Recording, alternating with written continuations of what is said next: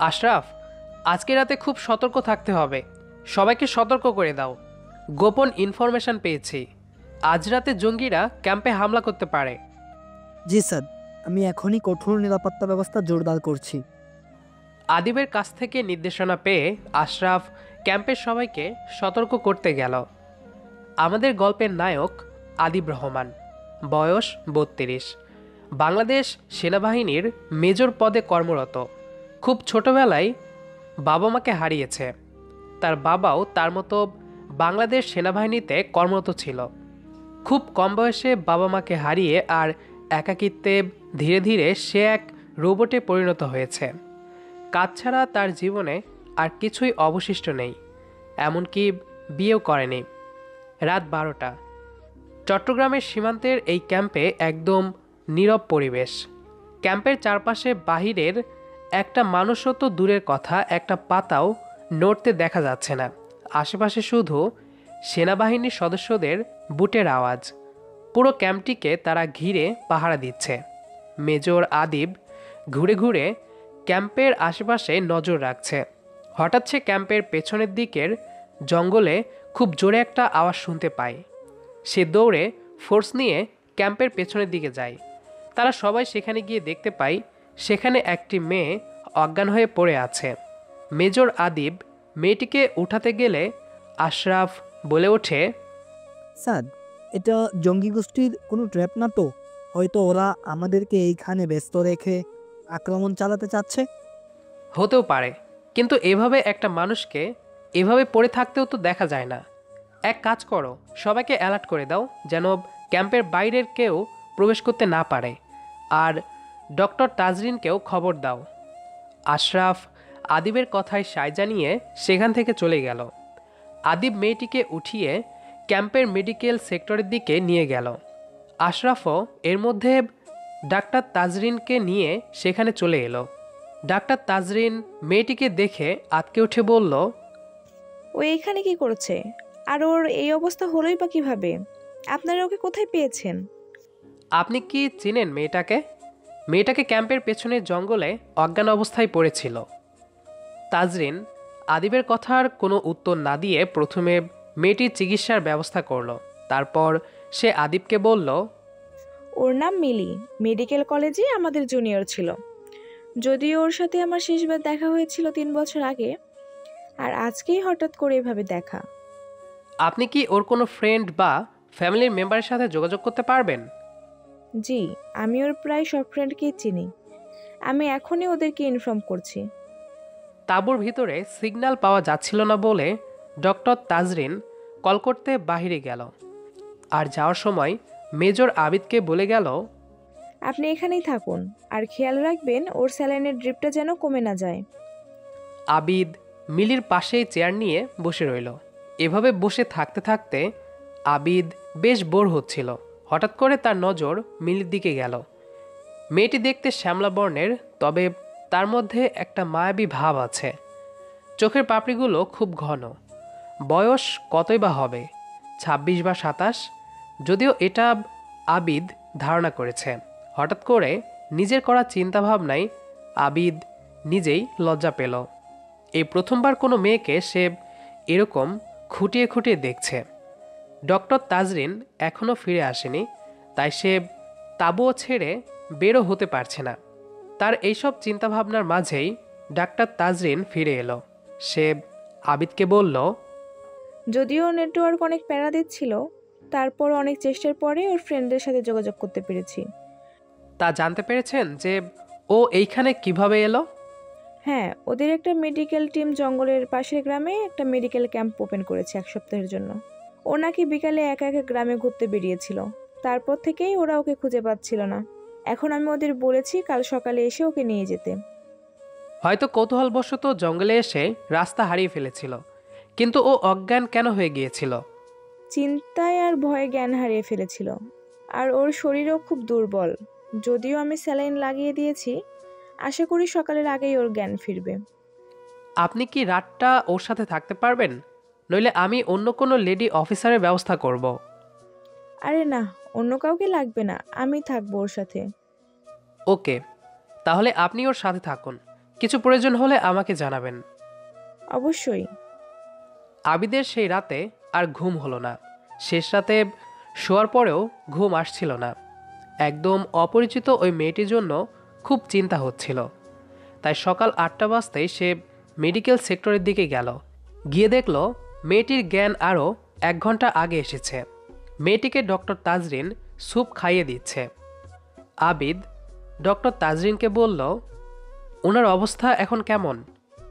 আগের থেকে অনেকটা ভালো, তবে ও এখন কিছুটা দুর্বল। 2 দিন রেস্ট নিলে ঠিক হয়ে যাবে। হঠাৎ খুব পরিচিত কারো কণ্ঠ পেয়ে মিলি আবিদের দিকে তাকালো।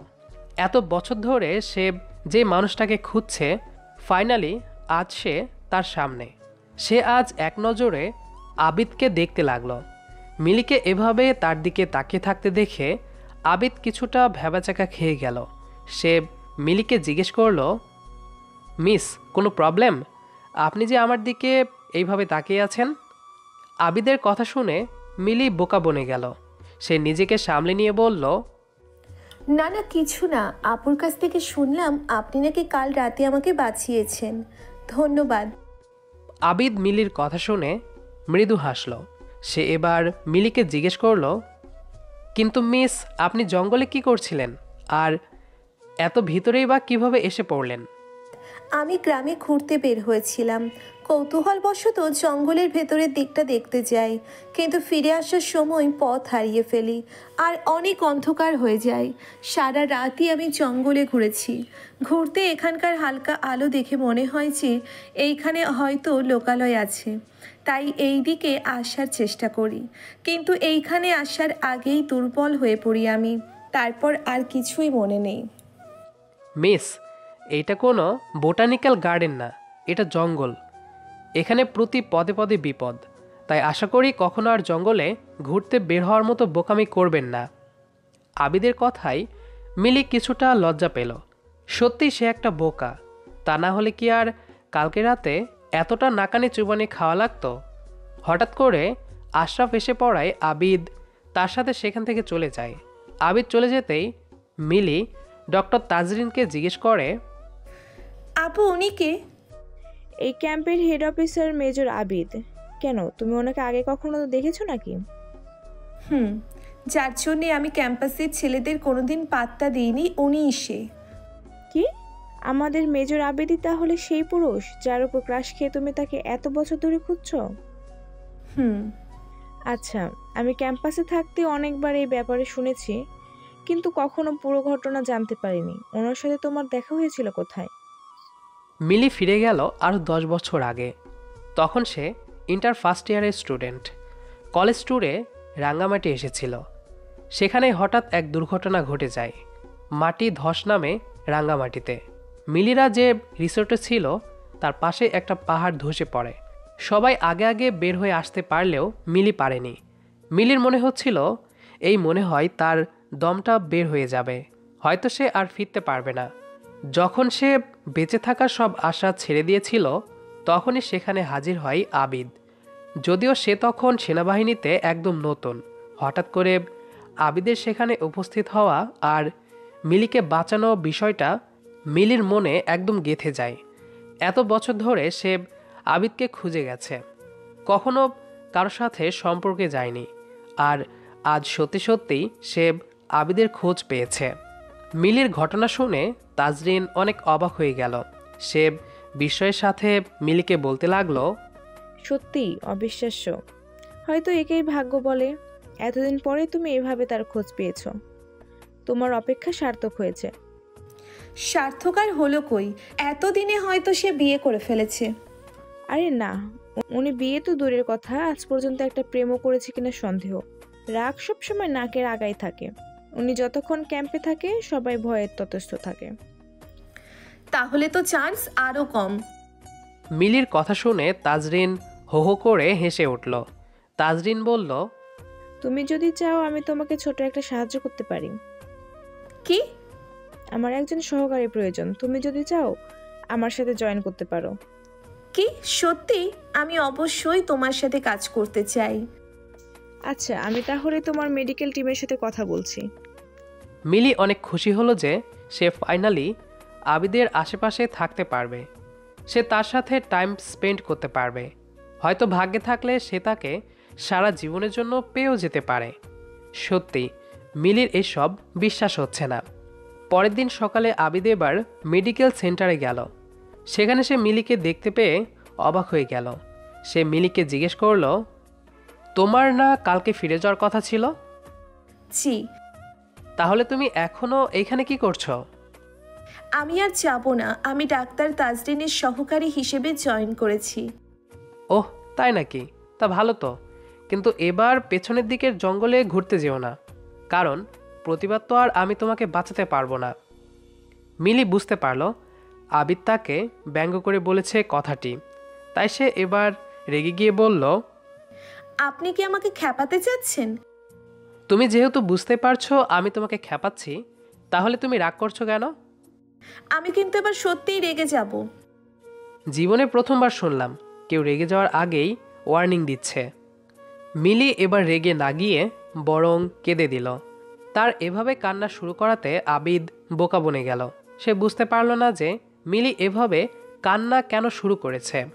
অন্য কেউ তাকে এভাবে কান্না করতে দেখলে আবিদকে নিয়ে কি না কী ভাববে। তাই আবিদ মেডিকেল সেন্টার থেকে বেরিয়ে এলো। আবিদ বের হতেই মিলি কান্না বন্ধ করে ফিক করে হেসে দিল। সে মনে মনে বলতে লাগলো, কেমন লাগলো মেজর আবিদ? আমাকে খেপাতে এসেছিলেন তো নিজেই বোকা হয়ে গেছেন। এক মিনিট, মেজর আবিদ আমার সাথে এমন ব্যবহার কেন করছে? তাজরিন আপু তো বলেছিল উনি অনেক রাগী, তাহলে উনিও কি আমাকে পছন্দ করে ফেলেছে? মিলি এক নাগাড়ে এই কথাগুলোই ভাবতে লাগলো। অপরদিকে আবিদ নিজের ব্যবহার নিয়ে নিজেই অবাক হচ্ছে। সে মিলির সাথে এত ফ্রেন্ডলি ব্যবহার কিভাবে করছে। মিলির জন্য তার মধ্যে এক আলাদা ভালো লাগা কাজ করছে। বিকালে মিলি ঘুরতে ক্যাম্পাসের বাইরে গেল। যদিও সে আজ জঙ্গলে যাওয়ার মতো ভুল করেনি। সে এভাবেই গ্রামের রাস্তা ধরে হেঁটে চলেছে। সে কিছু দূর যেতেই তার মনে হলো কেউ তাকে ফলো করছে। তাই সে পিছে ফিরে তাকালো। সে তাকিয়ে দেখতে পেল আবিদ তার পিছু পিছু এসেছে। মিলি তার দিকে তাকিয়ে বলল, আপনি কি আমাকে ফলো করছিলেন? তোমার কাছে কি আমাকে এত ফ্রি মনে হয় যে আমি তোমাকে ফলো করব? আমি এভাবেই হাঁটতে বের হয়েছি। তাহলে এতক্ষণ কথা না বলেই চুপচাপ হাঁটছিলেন কেন? কথা বলে কি হবে? আমি একটু শান্তিতে হাঁটার জন্য এখানে এসেছি। তাহলে তোমার সাথে কথা বলে শান্তি নষ্ট করব কেন? ও, তার মানে আপনি বলছেন যে আমি অশান্তি করি? সেটা আবার আমি কখন বললাম? তাদের কথা কাটাকাটির মাঝেই সেখানে মিলির ফ্রেন্ড মীরা এসে উপস্থিত হলো। মিলি আর আবিদ দুজনেই একসাথে মীরার দিকে তাকালো। মীরা মিলির কলেজ লাইফের ফ্রেন্ড, তাই আবিদকে এখানে দেখে মীরা তাকে চিনে ফেলল। সে কিছু না বুঝেই আবিদের সামনে মিলিকে বলতে লাগলো, আমার কাছ থেকে এত বড় একটা কথা কিভাবে লুকাতে পারলি তুই? লুকিয়ে লুকিয়ে এত কিছু কতদিন ধরে চলছে এসব? মীরার কথার মানে মিলি বুঝতে পারলেও আবিদ বুঝতে পারল না। তাই সে বোকার মতো মীরার দিকে তাকিয়ে থাকলো। অবস্থা বেগতিক দেখে মিলি মীরাকে টেনে একপাশে এনে আস্তে আস্তে বলল, চুপ কর, তুই যা ভাবছিস তা না। তাহলে কি তুই চাচ্ছিলি যে একেবারে বিয়ের পর আমাকে জানাবি, যেন আমি তোর বিয়েতে রোস্ট কম খেতে পারি? এই চুপ, একদম চুপ। আমার সাথে ক্যাম্পে চল, না বুঝে এখনই আমার সিক্রেট ফাঁস করে দিচ্ছিলি। মিলি মীরাকে নিয়ে ক্যাম্পে তার তাঁবুতে চলে গেল। তারপর ধীরে ধীরে সে মীরাকে গত কয়েকদিন যাবৎ ঘটে যাওয়া সমস্ত ঘটনা বলল। এবার মীরা রেগে গিয়ে মিলির দিকে তাকিয়ে বলল, গর্ধব, আগে বলবি না? ইস, আমি বোকার মতো গিয়ে কত কিছু বলে আসলাম। আমাকে হয়তো হাদারাম ভাবছে। কিছু না বুঝে উল্টোপাল্টা বকে এসেছি। আমাকে বলার সুযোগ দিয়েছিস, শুধু পোকার মতো বলেই যাচ্ছিলিস। তাই এটা বল, তুই এখানে কি করছিস? আমাদের ক্যাম্পে রোগীর প্রেশার কম, তাই স্যারের কাছ থেকে ছুটি নিয়ে এখানে এসেছি। ভালো করেছিস, আমারও এখানে একা একা অনেক বোরিং লাগে। দুদিন তোরা এখানেই আছিস? আচ্ছা, একটা কথা বলতো, তুই এখনো মেজর আবিদকে কেন বলিসনি? পাগল নাকি আমি? উনি অনেক রাগী, শেষে যদি আমাকে এখান থেকে বের করে দেয়। ধ্যাত, তুই অতিরিক্ত ভাবিস। যা বলার বলে দে ওনাকে, নইলে দেখা যাবে উনি আবার হারিয়ে যাবে। ঠিক বলেছিস, আমি আজকেই ওনাকে বলে দিব আমার মনের কথা। আবিদ নিজে নিজে খেয়াল করছে যে সে অনেক অন্যমনস্ক হয়ে আছে কিছুদিন যাবৎ। মিলি আসার পর থেকেই এরকম হচ্ছে। সে জানে না মিলির সাথে তার কানেকশন কি, কিন্তু মিলির প্রতি তার একটা আলাদা টান কাজ করে। তার এসব ভাবনার মাঝেই আশরাফ সেখানে এসে উপস্থিত হলো। সে আশরাফকে দেখে জিজ্ঞেস করলো, তুমি এখানে? সব কিছু ঠিক আছে তো? স্যার, একটু ঝামেলা হয়েছে। আপনি যে কালকে ফাইলগুলোতে সাইন করেছেন সেখানে কিছুটা ভুল করেছেন, তাই আমি এবার ডকুমেন্টগুলো বানিয়ে এনেছি। কাইন্ডলি যদি এবার সাইন করে দিতেন। কি বলো? ভুল সাইন করেছি? কিন্তু এটা কিভাবে সম্ভব? আচ্ছা, ফাইলগুলো এখানে এনে রেখে যাও, আমি এবার খেয়াল করে সাইন করে রাখব। আবিদের কথা মতো আশরাফ ফাইলগুলো রেখে চলে গেল। আশরাফ চলে যাওয়ার পর আবিদ ফাইলগুলোর দিকে তাকিয়ে ভাবতে লাগলো যে সত্যিই তার অন্যমনস্ক ব্যবহার তার কাজে অনেক প্রভাব ফেলছে। কেন যেন তার সব রাগ গিয়ে মিলির ওপর পড়ল। তার মনে হলো এসবের জন্য মিলিই দায়ী। না মিলি ক্যাম্পে আসতো, আর না সে এভাবে ডিস্টার্ব হয়ে কাজে ভুল করত।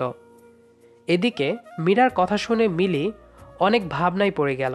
সে কনফিউশনে আছে যে সে আবিদকে তার মনের কথা জানাবে কিনা। আবিদ যদি তাকে রিজেক্ট করে দেয় তাহলে তো বিষয়টা তার জন্য খুব লজ্জাজনক হবে। কিন্তু পরেই এবার মনে পড়ল, যদি সে আর আবিদকে বলার সুযোগ না পায়। নিজের মনের সাথে যুদ্ধ করে সে ডিসিশন নিয়েই নিল যে সে এখনই গিয়ে আবিদকে তার মনের কথা বলবে। এই কথা ভেবে সে আবিদের তাঁবুর দিকে গেল। আবিদ এভাবেই ডিস্টার্ব ছিল, তার উপরে এখানে হঠাৎ মিলিকে দেখে তার রাগটা আরও বেড়ে গেল। সে রুক্ষ স্বরে মিলিকে জিজ্ঞেস করলো, এইখানে হঠাৎ করে কেন এসেছ? কি চাই? আবিদকে এভাবে কথা বলতে দেখে মিলি কিছুটা ভড়কে গেল। তারপরও সে সাহস সঞ্চয় করে বলল, আমি আপনাকে অনেক পছন্দ করি। মিলির বলা কথা শুনে আবিদ এবার অনেক বেশি রেগে গেল। সে রেগে গিয়ে বলল, তোমার মতো মেয়েদের আর কোনো কাজ নেই তাই না?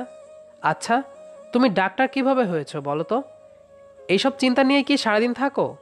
লাইফটা এত সহজ না। আর তোমার সাথে এইসব নিয়ে আলাপ করারও আমার কোনো সময় নেই। আমাকে জাস্ট একটু শান্তিতে থাকতে দাও।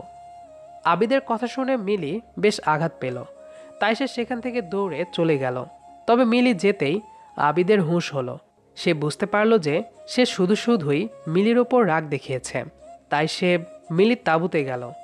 যদিও সে সেখানে মিলির বদলে মীরাকে দেখতে পেল। সে মীরাকে সব কিছু বলে মিলি কোথায় তা জিজ্ঞেস করলে মীরা তার ওপর ক্ষেপে গিয়ে বলল, আপনি ওকে এভাবে কেন বলছেন? আপনার কি ধারণাও আছে যে ও আপনার জন্য কত বছর ধরে অপেক্ষা করেছে? এই বলে মীরা 10 বছর আগের সব ঘটনা আবিদকে খুলে বলল। মীরার কথা শুনে আবিদ বুঝতে পারল কেন সে মিলির জন্য দুর্বল। মিলিই প্রথম মানুষ ছিল যাকে সে তার চাকরির জীবনে প্রথম রেস্কিউ করেছে। এবার সে হন্যে হয়ে মিলিকে খুঁজতে লাগলো। পুরো ক্যাম্পে কোথাও তাকে খুঁজে না পেয়ে সে পাহাড়ের দিকে গেল। সেখানে সে দেখল মিলি একেবারে পাহাড়ের মাথায় দাঁড়িয়ে আছে, আর এক পা এগোলেই সে নিচে পড়ে যাবে। আবিদ দৌড়ে গিয়ে মিলিকে জড়িয়ে ধরে বলল, আমাকে সম্পূর্ণ ঘটনা কেন বলনি? আমার না বয়স হয়ে গিয়েছে, তাই কিছু মনে নেই। তোমার তো মনে ছিল। মানে? মীরা আমাকে সব কিছু বলে দিয়েছে। বলে কি করতাম? আপনি তো আমাকে রিজেক্ট করে দিয়েছেন। ধ্যাত, তোমাকে রিজেক্ট করার সাহস কারো আছে নাকি? আমি তো তোমাকে আমার বউ বানাবো।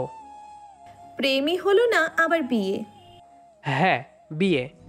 কারণ আমি আমার বউয়ের সাথে বিয়ের পর প্রেম করব। আবিদের কথা শুনে মিলি লজ্জা পেয়ে আবিদের বুকে মুখ লুকালো। আমি আসলে ক্ষমা চেয়ে নিচ্ছি, একটু অসুস্থতার জন্য এই গল্পের মধ্যে কিছু জায়গায় বানান ভুল পড়েছি। আশা করছি সবাই সেটা ক্ষমা সুন্দর দৃষ্টিতে দেখবেন। তো যাই হোক, আমাদের আজকের গল্পটি আপনার কাছে কেমন লেগেছে সেটি অবশ্যই কমেন্ট করে জানাবেন। দেখা হবে আবারও নতুন কোনো গল্প নিয়ে। সেই পর্যন্ত আমাদের সাথেই থাকবেন। আর পুরো গল্পটি শেষ পর্যন্ত শোনার জন্য অসংখ্য ধন্যবাদ।